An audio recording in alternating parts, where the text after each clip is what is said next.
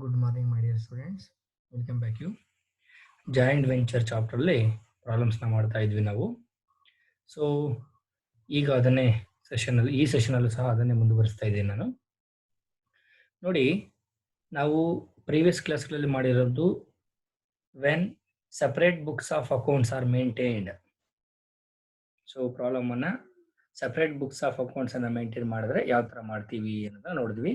So ಅಲ್ಲಿ ನಾವು 3 ಕಾನ್ಸೆಪ್ಟ್ಸ್ನ mind ಇಟ್ಕೊಂಡು ಮಾಡ್ತಿದ್ವಿ. ಯಾವುದು ಅಂದರೆ ಜಾಯಿಂಟ್ ವೆಂಚರ್ ಅಕೌಂಟನ್ನು ಪ್ರಿಪೇರ್ ಮಾಡ್ತಿದ್ವಿ, ಆಮೇಲೆ ಕೋ ವೆಂಚರ್ಸ್ ಅಕೌಂಟನ್ನು ಮಾಡ್ತಿದ್ವಿ, ರೆಸ್ಪೆಕ್ಟಿವ್ ಕೋ ವೆಂಚರ್ಸ್ ಅಕೌಂಟನ್ನು, ಅದಾದಮೇಲೆ ಜಾಯಿಂಟ್ ಬ್ಯಾಂಕ್ ಅಕೌಂಟನ್ನು ಮಾಡ್ತಿದ್ವಿ. ಈ 3 ಅಕೌಂಟ್ಸ್ನ ಪ್ರಿಪೇರ್ ಮಾಡಬೇಕು. ಯಾವಾಗ when separate books of accounts are maintain ಇಂದ.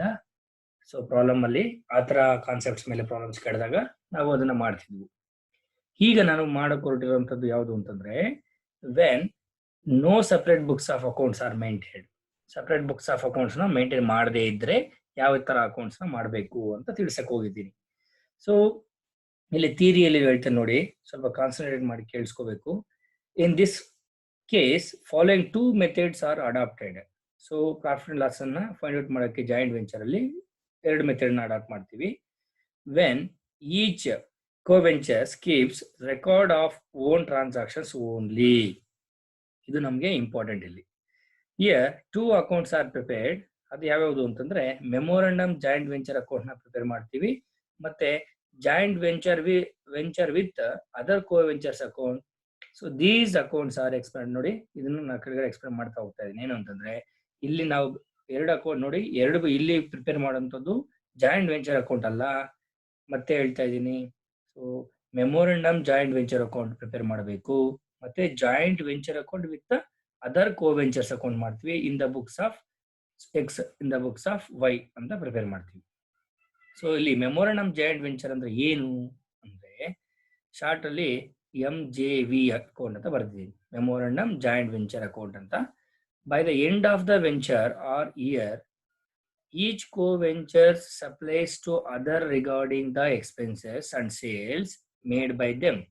Then the memorandum joint venture account is prepared by each co-ventures on separate paper. This account is prepared by combining entries made by each co-ventures in their respective books. It is being given the name memorandum joint venture account because this account is not prepared as part of double entry system of bookkeeping. It is prepared on the basis of information collected from each co-ventures in respect of the joint venture. It discloses the profit or loss from the joint ventures. It is called as prepared as. ನೋಡಿ, ಇದನ್ನ prepare ಮಾಡ್ತೀವಿ. ಏನಂದ್ರೆ ಅರ್ಥ ಅಂತಂದ್ರೆ ಇದು double entry ಸೇಕಕ್ಕೆ ಏನು prepare ಮಾಡಿರೋದಿಲ್ಲ. So expenses ಅನ್ನ ಮತ್ತೆ ಇನ್ಕಮ್ಸ್ ಅನ್ನೆಲ್ಲ ಬರ್ಕೊಂಡು ಪ್ರಾಫಿಟ್ ಅಥವಾ ಲಾಸ್ ಅನ್ನ ಫೈಂಡ್ ಔಟ್ ಮಾಡೋದಕ್ಕೋಸ್ಕರ ಮಾಡೋಂಥ ಒಂದು ಮೆಮೊರಂಡಮ್ ಜಾಯಿಂಟ್ ವೆಂಚರ್ ಅಕೌಂಟ್ ಆಗಿರುತ್ತೆ ಇದು. ಮತ್ತೆ ಇಲ್ಲಿ ಯಾವುದೇ ತರದ ಮಾಹಿತಿ ಏನು ರೆಕಾರ್ಡ್ ಮಾಡ್ತೀವಿ ಅದನ್ನ ನಾವು ಮತ್ತೆ ಡಬಲ್ ಎಂಟ್ರಿಯಲ್ಲಿ ಇಲ್ಲಿ ಡೆಬಿಟ್ ಆಸ್ಪೆಕ್ಟ್ ಆಗಿದೆ, ಇನ್ನೊಂದು ಕ್ರೆಡಿಟ್ ಆಸ್ಪೆಕ್ಟ್ ಆಗಬೇಕು ಅನ್ನೋದು ಏನಿರೋದಿಲ್ಲ. ಸೊ ಹಾಗಾಗಿ single entry system of book keeping ಅಲ್ಲೇ ಪ್ರಿಪೇರ್ ಮಾಡಿರ್ತೀವಿ. ಇದನ್ನ ಸ್ವಲ್ಪ ಗಮನದಲ್ಲಿ ಇಟ್ಕೊಳ್ಳಿ. ಸೊ ಯಾವ ತರ ಪಾಯಿಂಟ್ಸ್ ಎಲ್ಲ ನಾವು ಗಮನಿಸ್ಬೇಕಪ್ಪ ಇಲ್ಲಿ ಅಂತಂದ್ರೆ, ಸೊ ನೋಡಿ, take only the expenses and incomes in the memorandum joint venture account. ನಾನು ಹೇಳಿದೆ. ಸೊ ಅದನ್ನ ಮಾತ್ರ ಇನ್ಕಮ್ಸ್ ಎಕ್ಸ್ಪೆನ್ಸಸ್ ಅನ್ನ ನೋಡಿ ಸೊ ಪ್ರಾಫಿಟ್ ಆರ್ ಲಾಸ್ ಅನ್ನ ಫೈಂಡ್ ಔಟ್ ಮಾಡ್ಬಿಡ್ತೀವಿ ಅಂತ. ನೆಕ್ಸ್ಟ್ ಅದಾದ್ಮೇಲೆ any payments among the coventures in the form of cash or bills receivable etcetera should not be taken. ಇಲ್ಲಿ ತಗೊಳ್ಳೋದಿಲ್ಲ.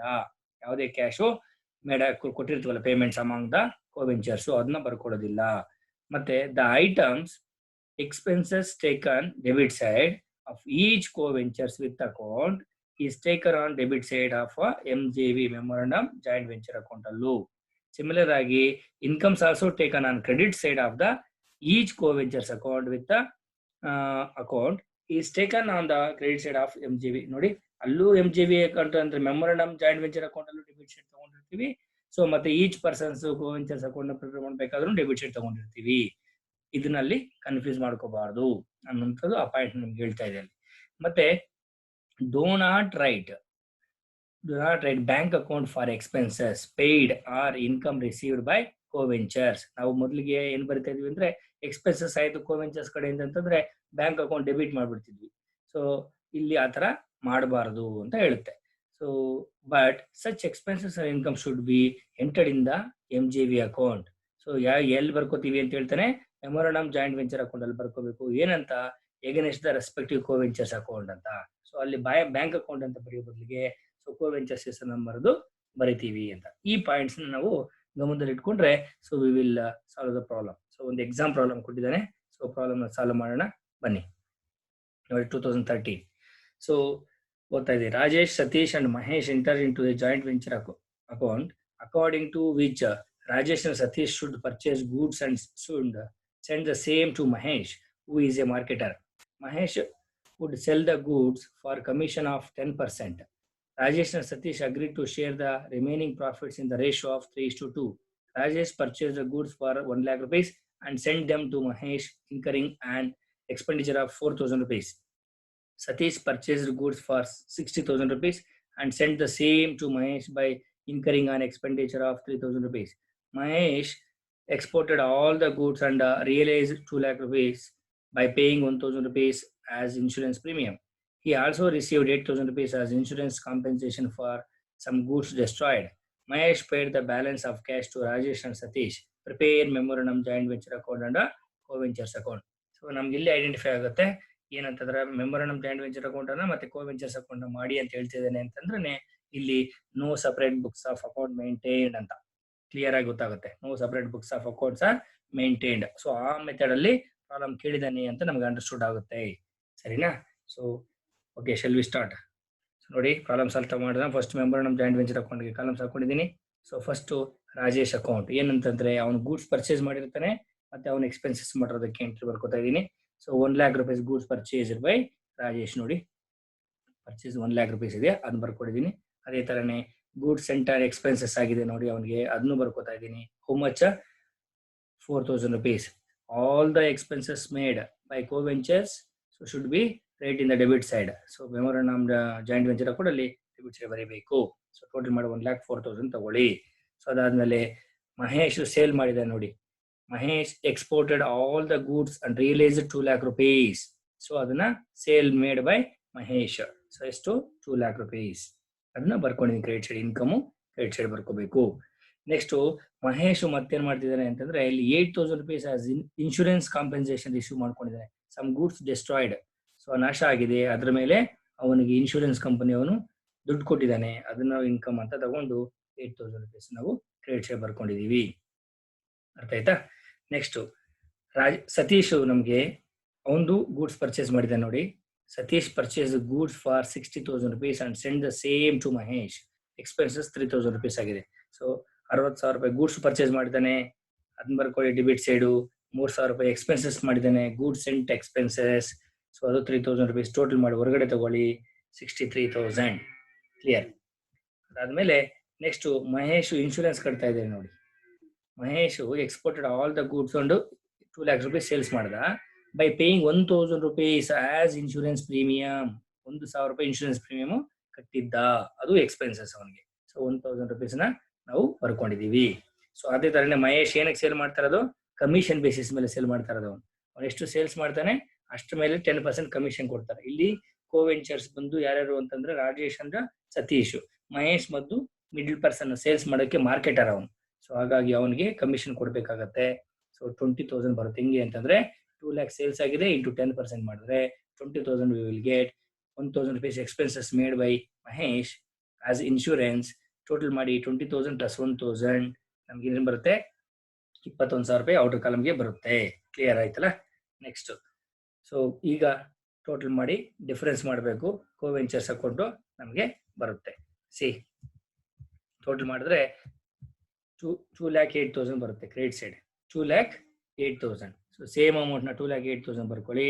ಡಿಫರೆನ್ಸ್ ಮಾಡಿದ್ರೆ 20,000 ಬರುತ್ತೆ. ಈ 20,000 rupees ನ ಕೋ ವೆಂಚರ್ಸ್ಗೆ ಕೊಡಬೇಕಾಗತ್ತೆ. ಎಷ್ಟು? 3:2 ರೇಷಿಯೋದಲ್ಲಿ 20,000 ಇಂಟು 3/5. 20,000 ಇಂಟು 2/5 ಮಾಡಿದ್ರೆ ಸೊ ಕೋ ವೆಂಚರ್ ರಾಜೇಶ್ಗೆ 12,000 ಬರುತ್ತೆ, ಸತೀಶ್ಗೆ 8,000 ಬರುತ್ತೆ. ಕ್ಲಿಯರ್? ಸೊ 20,000 rupees ಇದು ಡಿಫರೆನ್ಸ್ ಅಮೌಂಟ್. ಕ್ಲಿಯರ್? ಸೊ ಈಗ in the books of Rajesh books ಅಲ್ಲಿ joint venture with Satish account ಅಂತ ಮಾಡ್ತೀವಿ. But all the information has to write Rajesh information ಬರಿತೀವಿ, ಇದು ನೆನಪಿರಬೇಕು. ಸೊ ಅದು ನಮಗೆ ತುಂಬಾ ಇಂಪಾರ್ಟೆಂಟ್ ಇಲ್ಲಿ. So by bank account, so amount ಎಷ್ಟು ಬರುತ್ತೆ ಅದನ್ನ ನಾವು ಬರ್ಕೊಳ್ಳೋದಕ್ಕೆ ಇಟ್ಕೊಳ್ಳೋದು. 1,16,000 rupees ಅವ್ನು ನಮಗೆ ಕೊಡಬೇಕಾಗತ್ತೆ, ಅದು ಡಿಫರೆನ್ಸಿಂಗ್ ಅಮೌಂಟ್. ಸೊ ಹಾಗಾಗಿ ಇಲ್ಲಿ ಟು ಪರ್ಚೇಸ್ ಅಕೌಂಟ್ ನೋಡಿ ಎಷ್ಟು ಪರ್ಚೇಸ್ ಮಾಡಿದ್ದಾರೆ ನಮಗೆ ಮಿಸ್ಟರ್ ರಾಜೇಶ್. ಫಸ್ಟ್ ಅಲ್ಲಿ ಅಮೌಂಟ್ ಅಲ್ಲಿ ನೋಡಿ 1,00,000 rupees ಗೂಡ್ಸ್ ನ ಪರ್ಚೇಸ್ ಮಾಡಿದ್ದ. That should be right debit side 1,00,000 rupees. Clear ಆಯ್ತಲ್ಲ. ಸೊ ಅದಾದ್ಮೇಲೆ ಎಕ್ಸ್ಪೆನ್ಸಸ್ ಮಾಡಿದ್ದ ಅದೇ ರಾಜೇಶ್, ಎಷ್ಟು ಮಾಡಿದ್ದ ನೋಡಿ. ಸೊ 4,000 rupees ಮಾಡಿದ್ದ, ಅದನ್ನ ನಾವು ರೈಟ್ ಡೆಬಿಟ್ ಸೈಡ್. ಸೊ ಈಗ ಇನ್ನೇನು ಟ್ರಾನ್ಸಾಕ್ಷನ್ಸ್ ಇದೆ, ಪ್ರಾಫಿಟ್ ಅಂಡ್ ಲಾಸ್ ಅಕೌಂಟ್ ಅಲ್ಲಿ ಅವನಿಗೆ ರಾಜೇಶ್ ಅಕೌಂಟ್ಗೆ 12,000 rupees ಪ್ರಾಫಿಟ್ ಬಂದಿತ್ತು. ಸೊ ಕಾಣಿಸ್ತಿದೆ 12,000 rupees, ಅದನ್ನ ಸಹ ಡೆಬಿಟ್ ಸೈಡ್ ಬರ್ಕೋತೀವಿ ನಾವು. ಸೊ ಬರ್ಕೊಂಡ್ವಿ. ಸೊ ಇಷ್ಟೆಲ್ಲ ಆದ್ಮೇಲೆ ಸೊ ಈಗ ಟೋಟಲ್ ಮಾಡಿ ಡೆಬಿಟ್ ಸೈಡ್ ನಮಗೆ 1,16,000 ಬರುತ್ತೆ. ಸೊ ಕ್ರೆಡಿಟ್ ಸೈಡ್ 1,16,000 ಬರುತ್ತೆ. ಈ 1,16,000 amount received from Mahesh. Mahesh ಕೊಡ್ಬೇಕಾಗಿರೋದು 1,16,000 ಟು ರಾಜೇಶ್ ಅಂತ. Amount received from Mahesh. So ಯಾರು ಪೇ ಮಾಡ್ತಾ ಇದ್ದೇನೆ, ರಾಜೇಶ್ ಕೊಡ್ತಾ ಇದ್ದೇನೆ. ಅದು ನಾವು ledger accounts in the books of Rajesh, joint venture account with Satish account ಅಂತ ಮಾಡ್ತಾ ಇದೀವಿ. ಕ್ಲಿಯರ್ ಆಯ್ತಲ್ಲ. So right. ಅದಾದ್ಮೇಲೆ in the books of Satish ಮಾಡ್ಬೇಕೀಗ. In the books of Satish ಅಲ್ಲಿ joint venture account, joint venture with Rajesh account ಅಂತ. ಬಟ್ ಇನ್ಫಾರ್ಮೇಶನ್ ಯಾರು ಬರ್ಕೋತೀವಿ, Satish account ಬರ್ಕೋತೀವಿ, ನೆನ್ಪಿಟ್ಕೋಬೇಕು. Satish ಸಂಬಂಧಪಟ್ಟ ಬುಕ್ಸ್ ಅಲ್ಲಿ ಬರೀತಾ ಇದೀವಿ. ಸೊ ಪರ್ಚೇಸ್ ಮಾಡೋದು ಎಷ್ಟು mister Satish. So Satish purchase goods 60,000. Clear. 60,000 goods purchase ಮಾಡಿದ್ರೆ ನಾವು ಬರ್ಕೋತೀವಿ. ಅದಾದ್ಮೇಲೆ ಬ್ಯಾಂಕ್ ಎಕ್ಸ್ಪೆನ್ಸಸ್ ಎಷ್ಟಾಗಿದೆ ಅಂತಂದ್ರೆ 3,000 rupees. ಸೊ ಬ್ಯಾಂಕ್ ಅಂದ್ರೆ ಎಕ್ಸ್ಪೆನ್ಸಸ್, ಅದನ್ನ ಬ್ಯಾಂಕ್ ಅಂತ ಮಾಡಿದೀವಿ. 3,000 rupees ಆಗಿದೆ. ಅದನ್ನ ಟೋಟಲ್ ಮಾಡಿ ಪ್ರಾಫಿಟ್ ಲಾಸ್ ಅಕೌಂಟ್ ಇಂದ ಬಂದಿರುವಂತದ್ದು ಎಷ್ಟು, 8,000 rupees. ಸೊ 8,000 rupees ಸತೀಶ್ ಸಂಬಂಧಪಟ್ಟಿದೆ, ಅದನ್ನ ಬರ್ಕೊಳ್ಳಿ. ಈಗ ಟೋಟಲ್ ಮಾಡಿ ಡಿಫರೆನ್ಸ್ ಅಮೌಂಟ್ ಬರೆದ್ರೆ ಸೊ 71,000 ಬರುತ್ತೆ. 71,000. So same 71,000 rupees amount received from Mahesh to Satish ಅಂತೆ. 71,000 ಆಯ್ತು. ಆಯ್ತಾ. ನೋಡಿ ಇಲ್ಲಿ ಏನೇನ್ ಮಾಡಿದೀವಿ ಅನ್ನೋದನ್ನ ನೋಟ್ ಅಲ್ಲಿ ಕೊಟ್ಟಿದ್ದೀವಿ. Final cash received from Mahesh ಎಷ್ಟು, 1,16,000 rupees. 1,16,000 rupees ಯಾರಿಗೆ ಕೊಡಬೇಕು, ರಾಜೇಶ್ಗೆ ಕೊಡಬೇಕು. ಅದೇ ತರನೇ ಸತೀಶ್ಗೂ 71,000 ಕೊಡಬೇಕು. ಟೋಟಲ್ ಮಾಡಿದ್ರೆ 1,87,000 ಆಯ್ತು. ಈ 1,87,000 ಹೆಂಗ್ ಬಂತು ಅನ್ನೋದಕ್ಕೆ ಇಲ್ಲಿ ಇನ್ನು ಕ್ಲಿಯರ್ ಆಗಿದೆ ನೋಡಿ. ಅವನು ಸೇಲ್ಸ್ ಮಾಡಿದೆಷ್ಟು ಮಹೇಶು, 2 lakhs. ಇನ್ಶೂರೆನ್ಸ್ ಕಂಪನಿಯಿಂದ ಬಂದಿದ್ದೆಷ್ಟು, 8,000. ಟೋಟಲ್ ಎಷ್ಟು, 2,08,000. ನಮಗೆ ವೆಂಚರ್ ಅಕೌಂಟ್ ಅಲ್ಲಿ ಟೋಟಲ್ ಕಾಣಿಸಿರುತ್ತೆ ನೋಡಿ. ಮಹೇಶ್ ಸೇಲ್ಸ್ ಮಾಡೋದು 2 lakhs. ಮಹೇಶ್ಗೆ ಇನ್ಶೂರೆನ್ಸ್ ಕಂಪನಿಯಿಂದ ಬಂದಿರೋದು 8,000. ಟೋಟಲ್ ಎಷ್ಟಾಗಿದೆ, 2,08,000 rupees ಅವನ ಹತ್ರ ಕ್ಯಾಶ್ ಇದೆ. ಸೊ ಅವ್ನು ಮಾಡಿರೋ ಖರ್ಚು ಏನು ಅಂತಂದ್ರೆ 1,000 rupees ಬಂದು ಇನ್ಶೂರೆನ್ಸ್ ಪ್ರೀಮಿಯಂ ಕಟ್ಟಿದ್ದಾನೆ. So debit side venture account debit side ಕಾಣಿಸಿರುತ್ತೆ ನೋಡಿ ನಿಮಗೆ.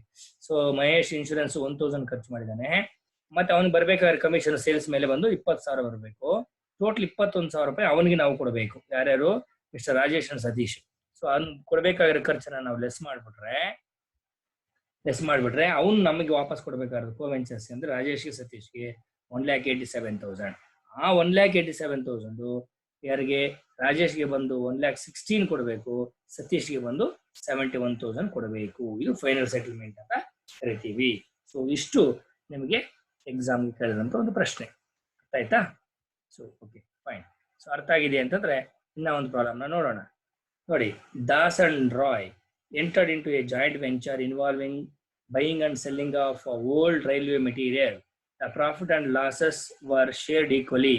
Cost of material purchased was 4,25,000 rupees, which was paid by Das, who draw a bill on Roy at 2 months.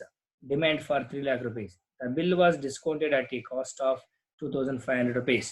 The transactions relating to the ventures were: Das paid 3,000 rupees for carriage, 5,000 rupees for commission and sales, and 3,000 rupees as traveling expenses.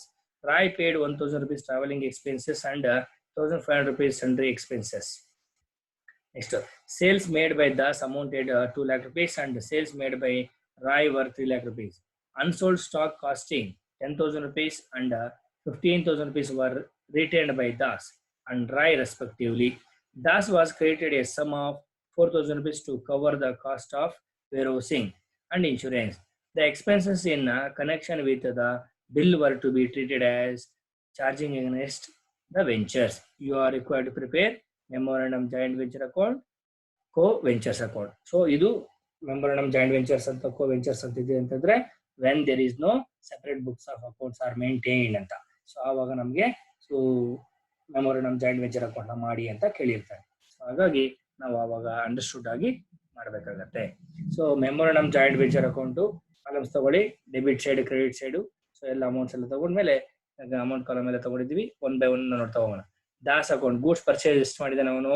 Dasu 4,25,000. So column ಅಲ್ಲಿ clear ಆಗಿ ಕೊಡ್ತಾ ನೋಡಿ, Das purchase 4,25,000. ಅದನ್ನ debit side ಬರ್ಕೋಬೇಕು. So carriage expenses ಮಾಡಿದಾನೆ ದಾಸು. ಎಷ್ಟು carriage expenses ಮಾಡಿದಾನೆ ಅವನು? 3,000 rupees ಎಕ್ಸ್ಪೆನ್ಸಸ್ ಆಗಿದೆ. ಅಲ್ಲೇ ಕ್ಲಿಯರ್ ಆಗಿ ಹೇಳಿದೆ ನಮಗೆ. ಸೊ ದಾಸ್ 4,25,000 rupees ಆದ್ಮೇಲೆ so Das paid 3,000 rupees for carriage, 5,000 rupees for commission on sales. So travelling expenses everything ಇವನ್ ಏನೇನು ಖರ್ಚಾಗಿದೆ ಅದೆಲ್ಲ ಕೊಡ್ತಾನೆ. ಸೊ ಆಸ್ ಇಟ್ ಈಸ್ ಹಂಗೆ ಬರ್ಕೊಂಡ್ತಾ ಹೋಗಿದೆ. ಕಮಿಷನ್ ಎಷ್ಟು ಕೊಡ್ತಾನೆ ಅಂತ ಹೇಳಿದಾನೆ? 5,000 ಕೊಡ್ತಾನೆ. ಟ್ರಾವೆಲಿಂಗ್ ಎಕ್ಸ್ಪೆನ್ಸಸ್ 3,000 ಕೊಟ್ಟಿದ್ದಾನೆ ಅಂತ ಹೇಳ್ತಾನೆ ನೋಡಿ, ಫಸ್ಟ್ ಪಾಯಿಂಟ್ ಅಲ್ಲಿ ನೀಟ್ ಆಗಿದೆ. ಸೊ ಅದನ್ನು ನಾವು ದಾಸ ಸಂಬಂಧಪಟ್ಟಿದೆ ಬರ್ಕೊಂಡಿದ್ವಿ. Clear. So warehousing expenses ಕೊಟ್ಟಿದ್ದಾನೆ ದಾಸು ಅಂತ ಹೇಳಿದಾನೆ. ಎಷ್ಟು? 4,000 rupees ಕೊಟ್ಟಿದ್ದಾನೆ ಅಂತ ನೋಡಿ, ಇಲ್ಲಿ ಕೊಡ್ತಾನೆ. Das was created a sum of, created ಅಂದ್ರೆ ಪೇಡ್ ಅಂತ, 4,000 rupees to cover the cost of warehousing. So ಕೊಟ್ಟಿದ್ದಾನೆ. ಸೊ ಅದು ಆಯ್ತು. So discount on bills. So bills discount ಆಗಿದೆ ಎಷ್ಟು ಅವನಿಗೆ ಅಂತಂದ್ರೆ 2,500. ಇಲ್ಲಿದೆ ನೋಡಿ. So demand for 3 lakh rupees ಬಂದಿದೆ.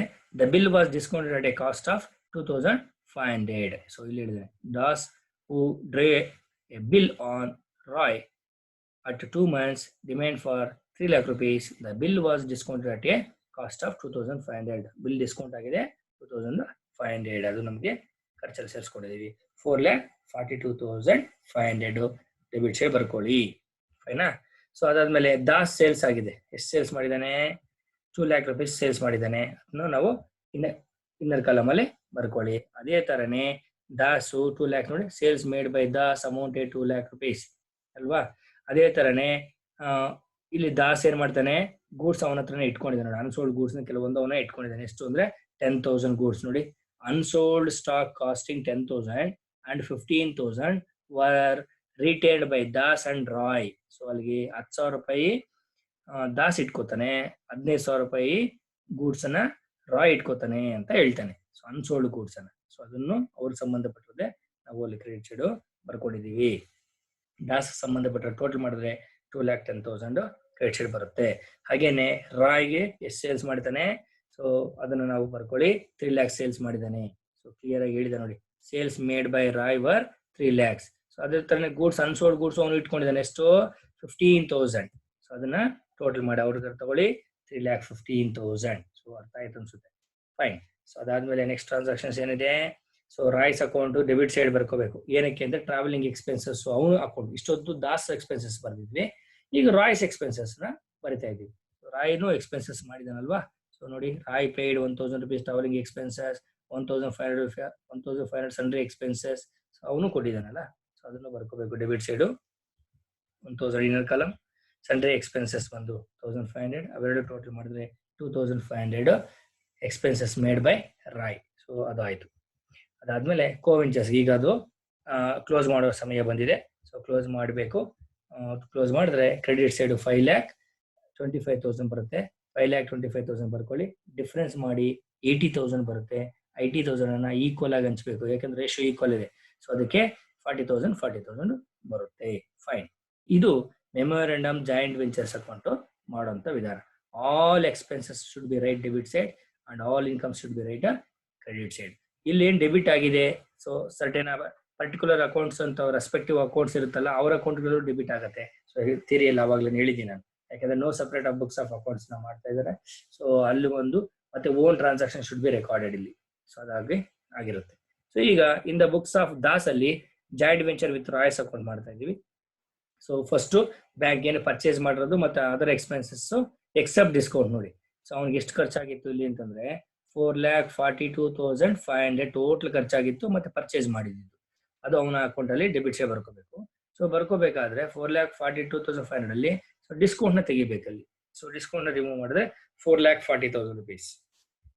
Okay fine. ಸೊ ಅದಾದ್ಮೇಲೆ ಅವನಿಗೆ ಸೇಲ್ಸ್ ಆಗಿರೋಂಥದ್ದು. ಸೊ ಸೇಲ್ಸ್ ಎಷ್ಟಾಗಿತ್ತು ದಾಸ್ಗೆ 2,10,000. ಸೊ ಅದನ್ನ ಬರ್ಕೊಳ್ಳಿ. So sales made by 2 lakhs ಮತ್ತೆ 10,000 ಅವನು ಗೂಡ್ಸ್ ತಗೊಂಡು ಹೋಗಿರೋಂಥದ್ದು. ಸೊ ಅದನ್ನ ಇಲ್ಲಿ ಬಿಲ್ ಡ್ರಾನ್ ನೋಡಿ, bills receivable account bill drawn on Roy, bill drawn on Roy ಅಂತ ಹೇಳ್ಬಿಟ್ಟು ನಾವು ಫಸ್ಟ್ ಅಲ್ಲೇ ಕೊಟ್ಟಿದ್ದೇವೆ ನೋಡಿ. So 3 lakh rupees. Das who drew a bill on Roy at 2 months demand for 3 lakh rupees. So ಅದನ್ನ ನಾವು ಅದು ಬರ್ಕೊಂಡಿದ್ವಿ ಬಿಲ್ಸ್ ರಿಸೀವಬಲ್ ಅಕೌಂಟ್ ಅಂತ. ಫೈನ್. ಈಗ ಅವನು ಅನ್ಸೋಲ್ಡ್ ಗೂಡ್ಸ್ ಅಂತ ತಗೊಂಡು ಹೋಗಿದ್ನಲ್ಲ ಅದನ್ನ ಸಪ್ರೇಟ್ ಆಗಿ ಬರ್ಕೊಂಡಿದ್ವಿ. ಈ 2 lakhs ಅಲ್ಲಿ ಸೇರಿಸಿಲ್ಲ, ಅಲ್ಲಿ ಸೇರಿಸಿದ್ವಿ, ಸಪ್ರೇಟ್ ಆಗಿ ಬರ್ದಿದ್ವಿ ಅಷ್ಟೇ. ಸೊ ಅಲ್ಲೇ ಸೇರಿಸ್ಕೊಂಡಿದ್ವಿ, ಏನು ತೊಂದರೆ ಇಲ್ಲ. ಸೊ ಹಾಗಾಗಿ ಟೋಟಲ್ ಮಾಡಿದ್ರೆ ಬಿಲ್ಸ್ ಡಿಸ್ಕೌಂಟ್ ಈಗ ಸಪ್ರೇಟ್ ಆಗಿ ಬರೀರಿ. ಇಲ್ಲಿ ಡೆಬಿಟ್ ಸೈಡ್ 2,500 ಇದನ್ನ ಹೊರಗಡೆ ತೆಗೆದು ಇಲ್ಲಿ ತೆಗೆದಿದ್ದೀವಿ ನೋಡಿ. 2,500 ಏನು ಮಾಡಿದ್ವಿ ಹೊರಗಡೆ ತೆಗೆದ್ವಿ, ಮತ್ತೆ ಇಲ್ಲಿ ಸಪರೇಟ್ ಆಗಿ ಬಿಲ್ಸ್ ಡಿಸ್ಕೌಂಟೆಡ್ ಅಂತ ಬರೆದ್ವಿ. ಓಕೆ. ಪ್ರಾಫಿಟ್ ಲಾಸ್ ಅಕೌಂಟ್ ನಾವು ಬರಬೇಕಾಗಿರೋಂಥ ಶೇರ್ ಎಷ್ಟು 40,000. ಸೊ ನೋಡಿ 40,000 ಇದೆಯಲ್ಲ ಅದನ್ನ ಬರ್ಕೊಳ್ಳಿ ಡೆಬಿಟ್ ಸೈಡ್. ಕ್ಲಿಯರ್ ಆಯ್ತಾ? ಸೊ ಅದಾದ್ಮೇಲೆ ಈಗ ಎಷ್ಟು ಅಮೌಂಟ್ ಬರಬೇಕು ಅನ್ನೋದನ್ನ ನಮಗೆ ಗೊತ್ತಾಗತ್ತೆ. ಇಲ್ಲಿ ಟೋಟಲ್ ಮಾಡಿದ್ರೆ 5,10,000 5,10,000 ಬರುತ್ತೆ. ಇಲ್ಲಿ ಸ್ಟಾರ್ ಮಾರ್ಕೆಟ್ ಇದೆಯಲ್ಲ ಇದು ಬಿಲ್ಸ್, ಇದು ಬ್ಯಾಲೆನ್ಸಿಂಗ್ ಫಿಗರ್ ಅಂತ. Amount paid to Roy. So ರಾಯ್ಗೆ ಪೇ ಮಾಡಬೇಕಾಗಿರೋದು ಎಷ್ಟಪ್ಪ ಅಂತಂದ್ರೆ 27,500 rupees should be paid by, so ಯಾರಿಗೆ paid by Das to Roy, ರಾಯ್ಗೆ ಪೇ ಮಾಡಬೇಕು ಅಂತ ಇಲ್ಲಿ ತೋರಿಸ್ಕೊಡುತ್ತೆ 27,500. ಸೊ ಅದೇ ತರನೇ in the books of Roy ಅಲ್ಲಿ joint venture with Das account ಮಾಡ್ತೀವಿ. ಸೊ ಅದು ಯಾವ ತರ ಇರುತ್ತೆ ಸೇಮ್ ಈಗ ಮಾಡ್ದಂಗೆ. ಬಿಲ್ಸ್ ಅಕ್ಸೆಪ್ಟೆಡ್ ಅಲ್ವಾ, ಬಿಲ್ಸ್ ಪೇಬಲ್ ಅಕ್ಸೆಪ್ಟೆಡ್ ಎಷ್ಟು 3 lakhs. ಅಲ್ಲಿ ಬಿಲ್ಸ್ ರಿಸೀವಬಲ್ ಅಕ್ಸೆಪ್ಟ್ ಆಗಿ, ಬಿಲ್ಸ್ ರಿಸೀವಬಲ್ ರಿಸೀವ್ ಆಗಿದೆ ಅಂತಂದ್ರೆ ಇಲ್ಲಿ ಬಿಲ್ಸ್ ಪೇಬಲ್ ಅಕ್ಸೆಪ್ಟ್ ಆಗಿದೆ ಅಂತ. ಸೊ ನಮಗೆ ನೆಕ್ಸ್ಟ್ ಬ್ಯಾಂಕ್ ಎಕ್ಸ್ಪೆನ್ಸಸ್ ಅವನು ಖರ್ಚು ಮಾಡಿದ್ದಾನೆ 2,500 rupees ಎಕ್ಸ್ಪೆನ್ಸಸ್ ಮಾಡಿದ್ದಾನೆ ನೋಡಿ, ಬರ್ಕೊಳ್ತಾ ಇದೀವಲ್ಲ. ರಾಯ್ 2,500 ಎರಡು ಸೇರಿ, ಟ್ರಾವೆಲಿಂಗು ಮತ್ತೆ ಸೆಂಟ್ರಿ ಎಕ್ಸ್ಪೆನ್ಸಸ್ ಎರಡು ಸೇರಿ 2,500 ಖರ್ಚು ಮಾಡಿದ್ದಾನೆ, ಅದನ್ನು ಬರ್ಕೊಳ್ಳಿ.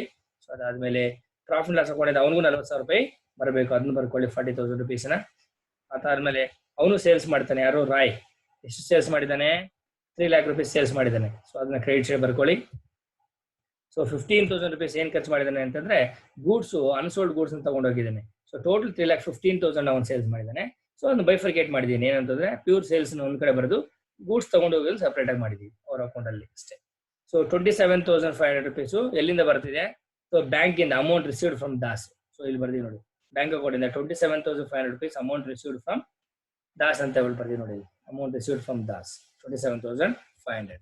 ಸೊ ಈಗ ಟೋಟಲ್ ಮಾಡಿ 3,42,500 3,42,500 ಅವನ ಅಕೌಂಟು ಟ್ಯಾಲಿ ಆಯಿತು ರಾಯ್ಸ್ ಅಕೌಂಟ್. ಕ್ಲಿಯರ್?